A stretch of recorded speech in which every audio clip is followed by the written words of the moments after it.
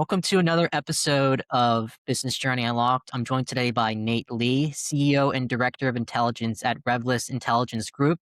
Nate works closely with executives, legal teams, and high network individuals navigating threat environments, sensitive investigations, and protective security needs. Nate, thank you for coming on today. Welcome to the show. I really appreciate you inviting me. So tell us exactly what is the core focus with RevList? RevList's main core focus is we started off as a private investigation and intelligence agency serving our local community. We do work for private individuals as well as law firms and attorneys across the area. And then we eventually got into doing security and doing executive protection. And that's kind of been our core, fundamental services that we provided, for going on over 10 years now. And we brought in a couple, niche areas along the way, but fundamentally, we're still the private investigation, intelligence, and security company we began. That's beautiful. Firstly, I'm always thrilled having veterans on my show as well. I really do appreciate your service in the Air Force. And you could have Appreciate it. gone any direction out of getting out of the military. What specific problem were you seeing that made you realize this needed to become RevList Intelligence Group? Was there anything urgent that you saw that needed to build the company around? It needed to build it around a very structured, a very fundamental core principles. Coming out of the military, a lot of veterans don't really know where to go or what to do. They have that drive to, serve the community, serve their country, to find something of interest to them after the military. So for me, that was getting into private investigation so I could continue to help people out on different cases. It was exciting. It was fun. Um, every day is something different. So that was very exciting for me. And then I was able to bring on other veterans. In fact, as of yesterday, we're almost 99% company made up of veterans or reserve personnel. So that's a big thing for me is, being able to employ other veterans um, who have this passion to, help out individuals, investigate problems, and just solve issues in the community. That's beautiful, and also it's going on from the mindset as well, because the mindset that they instill on the military, it's a lot different than the civilian world. I spoke to a couple other security companies who employ civilians as well on top of military, and they always have a problem with civilian side. Yes, Always, it's always. it becomes a recruiting issue. Sometimes if we've noticed over the years that if we, focus and hire on it from the veteran community or recruit from the veteran community, we have a much lower turnover rate for employees, especially into some of those very, high risk or difficult positions to staff, some very interesting environments for security and investigations. Mhm. The first company that comes to mind, especially with high turnover, is Allied. They have a huge, enormous turnover rate, as you're aware of that. Yes. And it just Yes. goes to show that they really don't care about who they hire. They just care about just hiring, getting as much boots on the ground for the lowest amount of price. But it goes to show that with people, when they're trying to hire security individuals, they always look for the Navy SEAL security personnel, but they want to pay Allied Universal standard pricing, and that's just not essentially you want wine, well, you're paying for beer in that case. Like, that's not how it works, especially in your line of work. Do you see that often? Absolutely. Yeah. Absolutely. Yeah, we see it very often. I mean, we're bidding against Ally, and I mean, I got nothing, fundamentally against Ally, but their business model is obviously significantly different than ours. They're I think the largest security company on the planet right now. Mhm. Um, so they have a fundamentally different structure and model than we do, and that a lot of small regional companies do. Um, and we're not trying to be them. We don't want to give the lowest priced security guard out there to our clients. We're completely happy with bidding at a higher rate and providing our clients with a higher trained personnel that will be there for the long run. We're not looking to turn over staff, every day, every week for these clients because that's some of the complaints that we hear, especially on clients that we've taken over from Ally. One of their main complaints is, it's a different person every day or every other day. We never see the same person, week over week. So, they like the stability and they like to be able to get used to the individual, the security officer at those locations. They like to be able to trust them, with their property or with their personnel. And when you have a new person all the time, it's difficult to do that. It's difficult to provide that type of service. And our business model is we're not going to try to be the cheapest out there.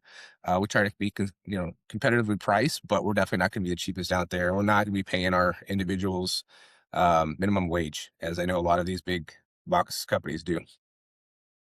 The biggest idea I always like to say, not just in terms of security, but just in everyday life, quality over quantity in my book. You're paying for what you get. If you're looking for allied prices, you're going to get allied service. If you're paying for RevList prices, you're getting RevList service, the higher quality. And that's the biggest thing that some people have to understand. They want all the best of the best, but are they willing to pay the best of the best? Not necessarily, but if we're looking for that, they need to break the bank. It's the biggest thing. This is exactly it. A lot of times we have to educate the clients. We have to educate Mhm. them on what they just don't know initially. They think all security companies are made the same. And a lot of times they just don't realize that, some companies are providing a different level of service than others. Yes, they still have the same title as, security officer or security guard, but who you hire, the type of training that those individuals have, in their background from military, law enforcement, and then the training that we put them through or we require them to get can really make a difference between who that individual is and what their ability is to serve the client than someone with no training, no background at all. So that's kind of our philosophy is we want to give an individual put an individual with a client that is properly trained, and sometimes especially on the executive protection side, we conduct training specifically for that client. um, especially if a client has a background, a medical issue or something like that. We want our security officer or executive protection agent to be able to handle, notice, recognize, those type of medical issues. So it's not just a general background training. Sometimes it's very specific to that client and what their needs are. Especially in your line of work, shortcuts are very tempting, especially when client needs someone fast on the ground or when competitors are undercutting the prices, as you mentioned earlier with Allied. Given your stance, what's one principle or discipline you refuse to compromise, even when it slows down growth, costs the deal, because you've seen that cost is like it needs to be there? Yeah, a couple things we just don't compromise on is the training and of course licensing. If you we've seen multiple companies willing to put bodies into a position where they're unlicensed. I don't, some of the major corporate companies don't typically do that. It's a lot of your smaller brand new companies that will get a large client. They need 10, 15 people tomorrow, and they start putting in bodies that are not licensed, they're not uniformed, they don't have any training whatsoever. They're, their buddy's friend type situation, just to fill bodies. That's something we don't compromise on. If we can't fill the contract with our current staffing, we'll turn it down or we'll have to restructure it. We do have a very large network of very qualified individuals that we keep and that we network with, as well as subcontractors that do help us fill those last minute roles because it's difficult for any company, no matter what size you are. But yeah, the training and then the licensing is something that's we don't compromise on at all. It's a must. Given, because I believe we mentioned this, I do have a security license in the state of New Jersey. It was super Mhm. easy to get. Anybody It can is. get it. I don't know how it is in Texas, but from my standards, what it is here, It's very easy. I studied the textbook for a couple minutes and I got 100 on it. It's very low barrier entry. Now, obviously, when you're going into armed security, that's a whole different story. You gotta get the proper training in the state of New Jersey, you gotta get your concealed carry license. That goes to show, but anybody, if they have a weekend at most, they can get their license in the state of New Jersey, but it's from the fact is, are those highly trained individuals? No, they're not. Like, anybody can get a certificate saying, "Yep, you got your security license. Here you go. Now protect X amount of buildings." Are they gonna do that to the utmost ability Absolutely. that it is at RevList? No, they're not. You're right on. So yeah, in Texas, for an unarmed security license, it takes about a 4 or 5 hour online course, and then you can apply for your security license and have that, within days. Mhm. It's extremely simple. There's no reason why someone wants to get into the field cannot take that, jump to get their license. The armed license, it's again, it's very simple as well. I mean, it's a week-long class and, a few days waiting for license and background checks to come through at the state. Um, Personally, and from a Revelist standpoint, that's not the minimum amount of or the maximum amount of training that one needs. I mean, we require usually a lot more background or additional training either through our academy, or through, one of our other partners academies in order to, in order for us to be comfortable with putting them, protecting a client or protecting, an individual. So, the training is huge and it's not hard to get that license. It's not hard for these individuals to take that first step and get the training. And I think a lot of times if we are hiring people who want to go get those additional training classes. I mean, we've got people um, that will say, "Hey, I need off this week because I'm going to go to Florida to take this advanced executive protection class, or hey, I'm going to go to California for this, driving class." So these individuals, a lot who are in it for a career, they're trying to make, um, they're trying to make their footprint into the industry, they're willing to go out and they're willing to do these classes. They're willing to spend additional time training. It's not all about the hardware and what type of in equipment we have on our belt. It's a lot of it's all software. It's all about understanding the job, understanding the threats, and a lot of it just being able to to work through those problems. The biggest area I like to focus on, it's also about that drive the individual has. You could always learn, you could always teach somebody, but if they don't have that drive, that determination that you're looking for, they're not really gonna cut it. That's the biggest thing. Given your experience with the military, being the CEO of Revlist, working with executives, legal teams, high risk clients, what's one shift that you think leaders are underestimating, especially with this environment with technology, the geopolitical standpoint where everything's going in the country in terms of security, in terms of investigative preparedness? What's the most uncomfortable move that they think needs to be done within the next 12 to 24 months in your eyes? Well, a lot of executives, and I believe a lot of executives, they wait too long to understand or to even start formulating a security posture for their company, or at least taking it serious. A lot of times, the companies, board members, the CEOs, they see security as an insurance or from a risk management standpoint, but it's not actively involved in their company on a day-to-day basis.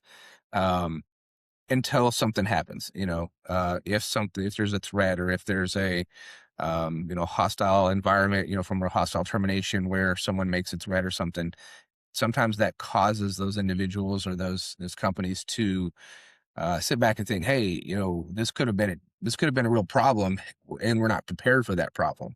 Um, and we see that a lot where they reach out to us after a problem has already happened, um, and now they want to prevent and it just if from happening again.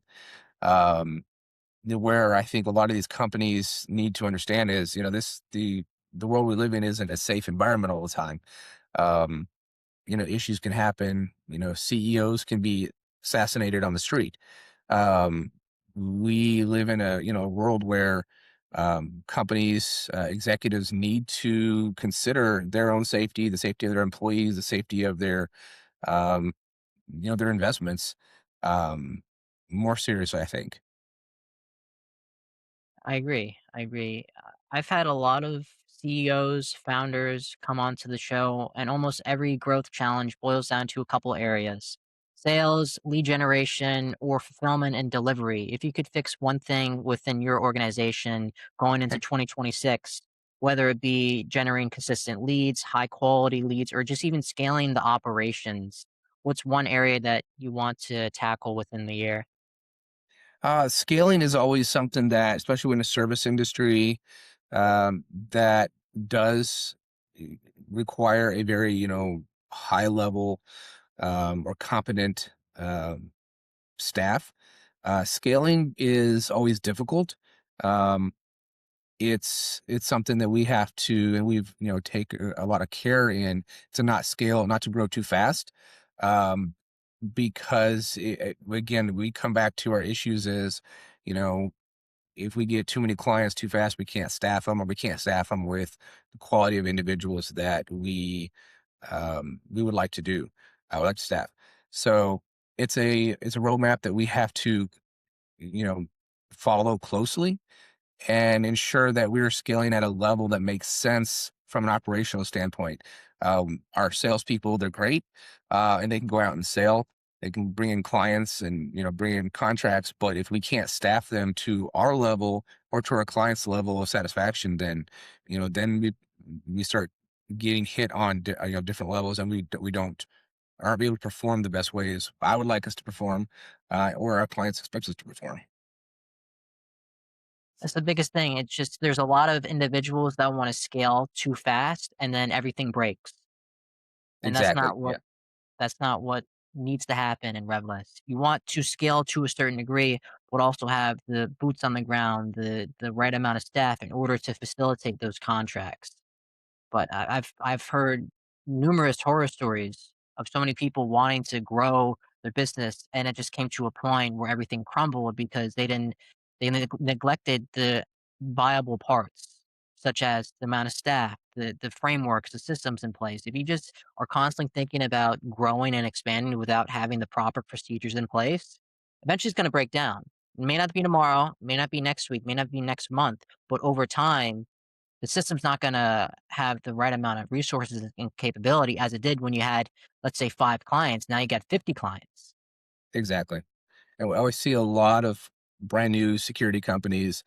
And that's typically what happens. They will grow extremely fast for the first year or two, and then they become unable to maintain that growth while providing the service that they expect. And then they start losing clients to the point where then they have to either sell to a larger company, or they just, close the doors.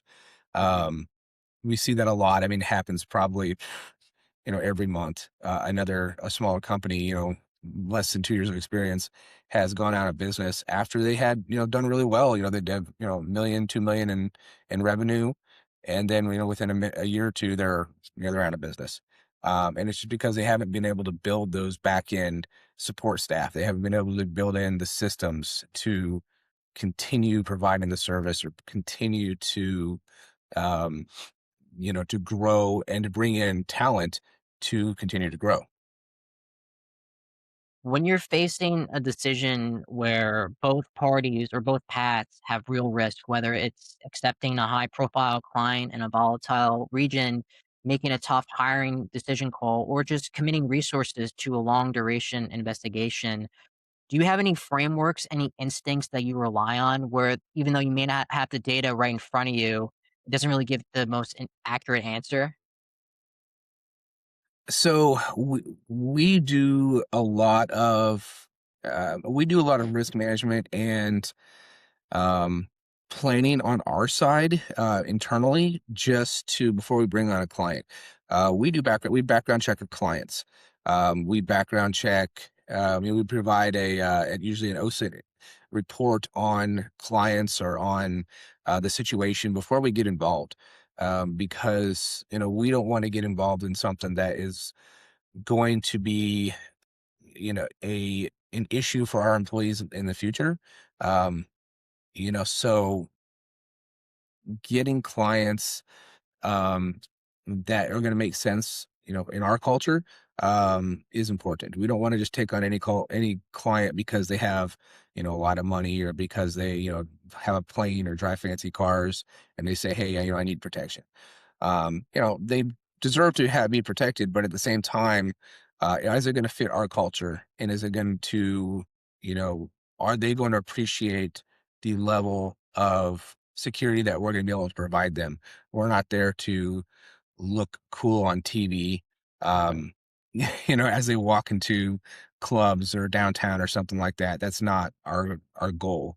Our goal is to provide a quality, protection to that client, um, to their family, to their assets, to their company, not to look cool. And sometimes we have to pick and choose our clients that way. Um, so we do background check our clients, we do OSINT reports, we do risk management reports, on our clients and on the situations before we, get involved. You make an interesting point about not only having standards for people that you hire, but also people that you potentially might work with as a client with the contract. And I feel like that's Absolutely. the biggest thing that a lot of other security companies have to emphasize. Because as we mentioned before, if they just focus on just bringing all of these clients, it may not be a great client. It may just throw them into the fan. And that's the hardest thing to happen, especially coming back from that, regrouping your resources. That's the biggest Absolutely. And, when you're a young company, just starting off, it's hard to turn down work. It's hard to turn down, money. And, I understand that.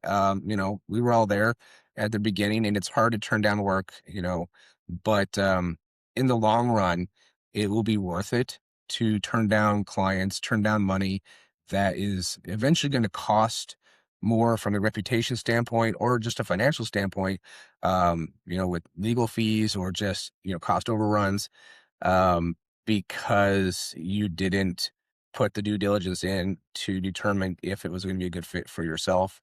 Um, you can't just go around and say, yeah, I can, as a private investigator, I can do every case under the sun. It doesn't work that way. We've got to make sure we're taking on cases that we have the expertise to do, we have the experience to do, and that we feel like we can do from a professional standpoint. I couldn't have said that any better. Before we wrap up here, what is one habit or belief that you practice that you carry day to day that has allowed you to succeed and get where you are in life today, either in both a professional or personal development? So probably the one of the biggest habits that I have is listening to my wife. um, it's uh, it's I've never been disappointed with listening to the people that I trust, the people that I have built around me, especially my wife, but some of our employees um, that work on the OSINT side, that work on the management side. I have found it extremely important to take advice and be able to consider other people's advice when making decisions. Because a lot of times we don't have all the answers. We don't have all the experiences that other people have. As a CEO, we have to sometimes be able to understand everybody's point of view and then make that decision on what we believe is best moving forward for the company. And my wife has been there with me since we started the company, and she's been able to provide some very excellent advice, just on a personal and from a business standpoint, but more on a personal management standpoint. So yeah, I'd say definitely put trustworthy people in your circle, and if you're able to do that, don't count them out. Let them know that their advice is wanted, and then let them know that you're welcome their input, especially on areas where they really have a lot of expertise in. It especially makes them feel heard as well, feel like they have Exactly. importance in the decision as well. It's not like you're a Exactly. one-man band, you're with the team, so you might as well have a hive mind and have certain decisions made as a group, as opposed to being behind closed doors and doing yourself. I feel that really shapes not only the team's success, but the overall business success as well, because you're leading by example and you're showing these Absolutely. people that I care and value your decision. Let's come together as a group, figure out the best game plan, and then execute based on what everyone has said. Now, there may Absolutely. be some people that may not have great input or great advice, but you're still taking it in because you're hearing just different perspectives. Because not everybody looks at the world the same. You and I will look at it completely different, even though it might be similar. But our background, the way that we were brought up, really dictates how we view our life. Oh, absolutely. And, from a company standpoint, we need to hire people that are sometimes smarter than, myself in different fields. Like I've learned a lot of marketing. I'm not a marketing type individual. My background's not in marketing at all. So, I may have learned a lot of the marketing field with just, from a day to day, year over year experiences. However, I am never going to know as much as a professional in that field who spent, 30 plus years in that field. So I've got to be able to recognize the areas um, that aren't great for myself and hire people in those areas that can do that job. Now I love learning different jobs, different fields and everything, but I've got to sit back and realize that that's not my job. That's not my field. They're likely going to know better than I am in these different fields. And that's why hiring is huge, and hiring areas that may not always be uh, my best strong suits. And that really puts the success back into the business. For anyone who's listening or watching this, what's the best place for them to reach out either to you or to Revlist? So you can visit our website, www.revlistintel.com. You can always email me at nate@revlistintel.com. And you can find us on Facebook at RevList Intelligence Group. Awesome. Nate, thank you so much for taking the time to Absolutely. talk to me. I Appreciate it. appreciate it. Absolutely. Thank you. All right.